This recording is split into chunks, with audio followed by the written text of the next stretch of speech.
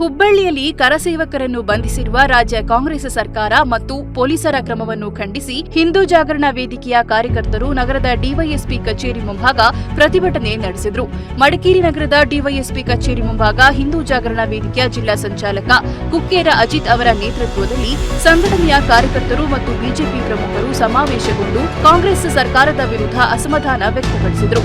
ನಾವು ರಾಮ ಭಕ್ತರು, ನಮ್ಮನ್ನು ಕೂಡ ಬಂಧಿಸಿ ಎಂದು ಘೋಷಣೆಗಳನ್ನು ಕೂಗಿದರು. ಈ ಸಂದರ್ಭ ಹಿಂದೂ ಜಾಗರಣ ವೇದಿಕೆಯ ಜಿಲ್ಲಾ ಸಂಚಾಲಕ ಕುಕ್ಕೇರ ಅಜಿತ್ ಮಾತನಾಡಿ, ಶ್ರೀರಾಮ ಮಂದಿರಕ್ಕಾಗಿ ಹೋರಾಡಿದ ರಾಮ ಭಕ್ತರನ್ನು ಮಂದಿರ ಉದ್ಘಾಟನೆಯ ಶುಭ ಸಂದರ್ಭದಲ್ಲೇ ಬಂಧಿಸುತ್ತಿರುವುದು ಖಂಡನೀಯ.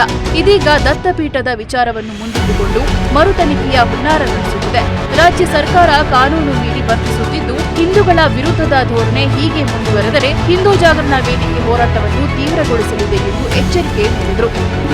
ನಾನು ಹಿಂದೂ ಸಾಮಾಜಿಕ ಕಾರ್ಯಕರ್ತ, ನಾನು ಹಿಂದೂ ಸಾಮಾಜಿಕ ಕಾರ್ಯಕರ್ತ, ನಾನು ಹಿಂದೂ ಸಾಮಾಜಿಕ ಕಾರ್ಯಕರ್ತ.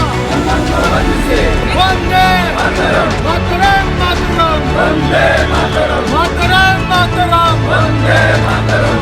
ಓ ಭಾರತ್ ಮಾತಾ ಕಿ ಜೈ, ಓ ಭಾರತ್ ಮಾತಾ ಕಿ ಜೈ, ಶ್ರೀರಾಮಚಂದ್ರ ಮಹಾರಾಜ್ ಕಿ ಜೈ. ನಾನು ಕರಸೇವಕ, ನಾನು ಕರಸೇವಕ. ಕರ್ನಾಟಕ ರಾಜ್ಯದಲ್ಲಿ ಆಡಳಿತ ಇರತಕ್ಕಂಥ ಕಾಂಗ್ರೆಸ್ ಸರ್ಕಾರ, ಸಿದ್ದರಾಮಯ್ಯನ ನೇತೃತ್ವದ ಸರ್ಕಾರ ಏನಿದೆ, ಇವತ್ತು ಹಿಂದೂ ವಿರೋಧಿ ನೀತಿಯನ್ನ ಇವರ ಸರ್ಕಾರ ಬಂದಾಗ್ಲಿಂದಲೂ ಕೂಡ ಮಾಡ್ಕೊಂಡು ಬರ್ತಾನೇ ಇದೆ. ಅದು ಸಾಲದು ಅಂತ ಹೇಳಿ ಇವತ್ತು ಹಿಂದೂ ಸಮಾಜವನ್ನ, ಹಿಂದೂ ಕಾರ್ಯಕರ್ತರನ್ನ ಹತ್ತಿಕ್ಕತಕ್ಕಂಥ ಭಾರಿ ದೊಡ್ಡ ಪ್ರಯತ್ನಕ್ಕೆ ಇವತ್ತು ಕೈ ಹಾಕಿದೆ.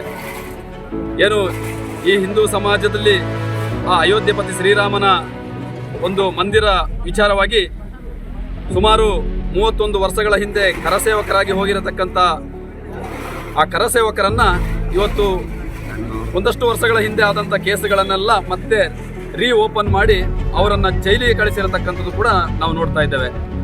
ಹಾಗಾಗಿ